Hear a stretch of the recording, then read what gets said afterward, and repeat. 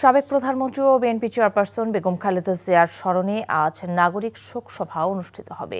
জাতীয় সংসদের দক্ষিণ প্লাজায় দুপুর 2:30টায় এই শোকসভা শুরু হওয়ার কথা রয়েছে।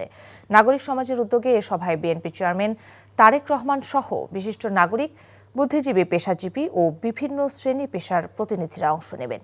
এছাড়া বিদেশি কূটনীতিক মিশন থেকেও উপস্থিত থাকবেন আমন্ত্রিত অতিথিরা। সভাপতিত্ব করবেন সাবেক প্রধান বিচারপতি সৈয়দ জে.আর. মুদাচ্ছির হোসেন। এই অনুষ্ঠানে সেলফি তোলা, হাততালি দেয়া কিংবা দাঁড়িয়ে থাকা যাবে না। আমন্ত্রণপত্র ছাড়া প্রবেশ নিষেধ বলেও জানানো হয়। নাগরিক শোকসভার আরও খবর জানতে যাচ্ছি সংসদ ভবনের দক্ষিণ প্লাজায়। সেখানে আছেন স্টাফ করেসপন্ডেন্ট জুবায়ের প্রধান। জুবায়ের, শোকসভার শেষ মুহূর্তের প্রস্তুতির খবর জানান।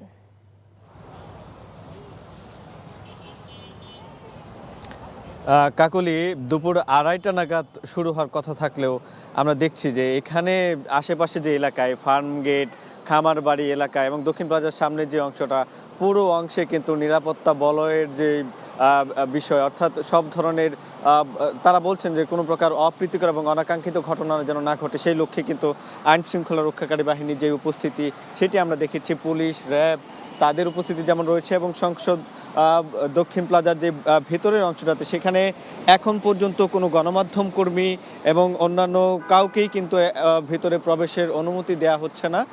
তারা বলছেন যে দুপুর 12:30টা নাগাদ কিন্তু যারা অতিথি রয়েছেন তাদেরকে প্রবেশের অনুমতি দেওয়া হবে এবং গণমাধ্যম কর্মী যারা তাদেরকে বলা হচ্ছে দুপুর 2টা থেকে তাদেরকে আসলে প্রবেশের অনুমতি দেওয়া হবে। এর আগে এখন পর্যন্ত কাউকে কিন্তু ভেতরে প্রবেশের অনুমতি দেওয়া কিন্তু হচ্ছে না। নাগরিক কমিটির ব্যানারে অনুষ্ঠেয় এই শোকসভায় বিএনপি চেয়ারম্যান তারেক রহমান সহ এবং রাজনৈতিক ও বিশিষ্ট ব্যক্তিরা কিন্তু অংশ নেবেন। একই সাথে জানিয়ে রাখি, এখানে রাজনৈতিক ব্যক্তি যারা তারা দাওয়াত পেয়েছেন কিন্তু তারা দর্শক সারিতে থাকবেন, এরকমটা কিন্তু আসলে জানানো হয়েছে। একই সাথে এখানে যারা বিভিন্ন পেশার প্রতিনিধি রয়েছেন তারা এখানে এসে অংশ নেবেন, বিশিষ্ট চিকিৎসক, এবং বলা হচ্ছে যে এখানে পাহাড়ি অঞ্চলের প্রতিনিধি যারা তারাও থাকবেন এবং অর্থাৎ রাষ্ট্রের বিশিষ্ট জন যারা বুদ্ধিজীবী যারা তাদের উপস্থিতি এখানে রয়েছে, ধর্মীয় প্রতিনিধি তাদেরকেও কিন্তু এখানে দাওয়াত দেওয়া হয়েছে।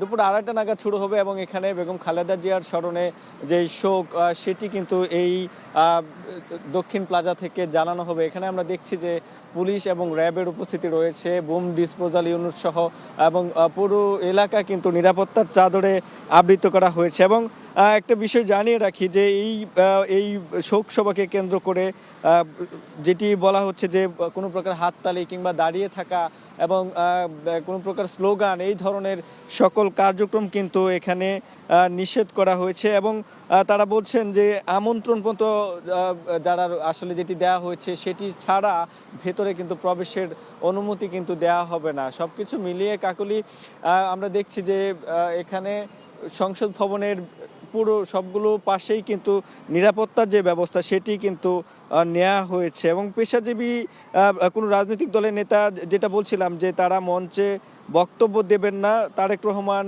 তার এবং তার পরিবার সহ তারা এখানে উপস্থিত থাকবেন, শুধুমাত্র বক্তব্য দিবেন আসলে বিভিন্ন পেশার শীর্ষ ব্যক্তিত্ব, গবেষক, ধর্মীয় প্রতিনিধি এবং পাহাড়ি জনগোষ্ঠীর প্রতিনিধি যারা রয়েছেন তাদের পক্ষ থেকে কিন্তু এখানে আজকে যে অংশগ্রহণ সেটি কিন্তু এখানে কিন্তু থাকবে।